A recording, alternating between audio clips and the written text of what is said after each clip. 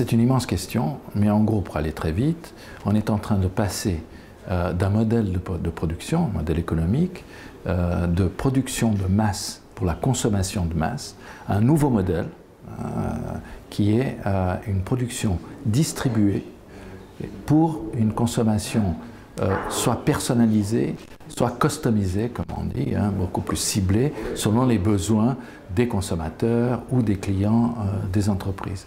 Et ça, c'est possible grâce à la convergence de toutes les technologies d'information qui existent depuis plusieurs années et qui permettent des choses qu'on ne pouvait pas faire avant. Et ce qui se passe aujourd'hui, c'est que dans la nouvelle économie, nous avons une capacité de gérer en temps réel toutes les interactions et tous les flux de la production et de la consommation. Ce qui permet, grâce à tout ça, toute une série de nouvelles technologies qui sont mises en place, qui permettent de faire descendre le prix des produits.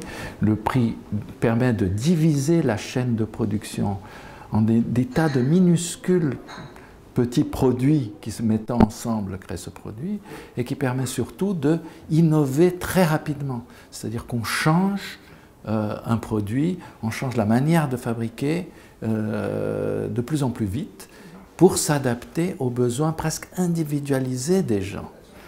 Et ça, c'est quelque chose de très important parce que ça change la manière de voir, et en plus ça permet de créer à niveau mondial une sorte de grand réseau de production intégré et fragmenté où chaque entreprise peut bien s'en sortir en choisissant une petite niche à l'intérieur d'une grande chaîne et en créant presque un monopole dans cette niche. Il y a par exemple des exemples très intéressants, des entreprises qui fabriquent des roulements à billes presque sans frottement et qui sont absolument indispensables pour créer des machines qui fabriquent les microprocesseurs, etc.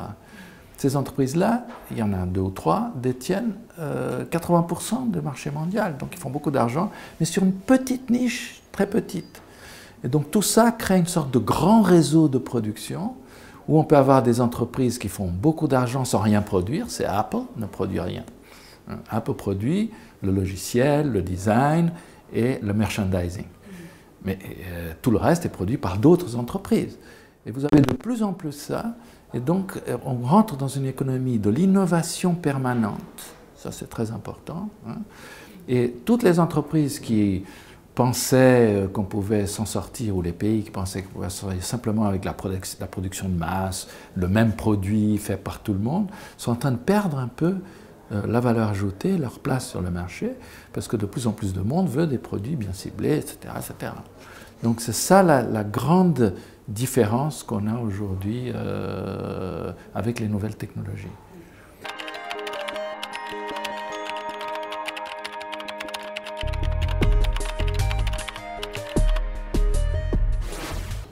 Bon, le risque de ceux qui n'arrivent pas à s'inscrire dans cette dynamique, c'est simplement de rester en arrière et de ne jamais sortir de la misère, en gros, et de rester dans un état de stagnation qui provoque des problèmes internes très importants, et c'est pas bien qu'il y ait un pays avec des miséreux.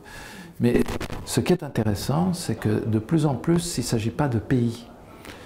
On a des régions à l'intérieur des pays qui peuvent être très dynamiques, parce qu'elles concentrent des entreprises, des performantes, des universités, des ingénieurs, du capital risqueur, enfin tout un écosystème qui permet de bien décoller et qui peuvent exister parallèlement à des régions extrêmement pauvres qui n'arrivent pas à s'en sortir. Donc c'est ça la chose importante aujourd'hui, c'est que les États nationaux aujourd'hui n'ont plus la capacité de gérer et de contrôler complètement les flux économiques, financiers, etc. qu'ils ont chez eux. Donc on peut avoir beaucoup de choses transnationales et surtout une augmentation du pouvoir des régions, des villes où ça se passe bien. Alors qu'est-ce qu'il faut faire pour entrer là-dedans ? Je crois qu'il faut arrêter de parler de développement à l'ancienne, c'est-à-dire qu'il fallait rattraper les pays riches et donc créer des économies nationales complètes avec tous les secteurs, etc. C'est plus possible parce qu'il n'y a plus une seule économie nationale qui a tous les secteurs de manière autonome. Tout le monde maintenant dépend de tout le monde. Donc ce qu'il faut aujourd'hui, c'est essayer de trouver des niches à partir de ce qu'on a, hein, des atouts qu'on a, trouver des niches à l'intérieur des grandes chaînes de production qui nous permettent de ramasser une partie de la valeur ajoutée de cette grande chaîne. Et c'est ça qui nous permettra de sortir un peu et de se développer, et développer plus de richesse, plus de prospérité à l'intérieur de régions, parfois à l'intérieur de pays. Mais là, on a un problème, c'est que parfois, on aura des grandes asymétries internes dans les pays, et il va falloir les gérer, c'est compliqué.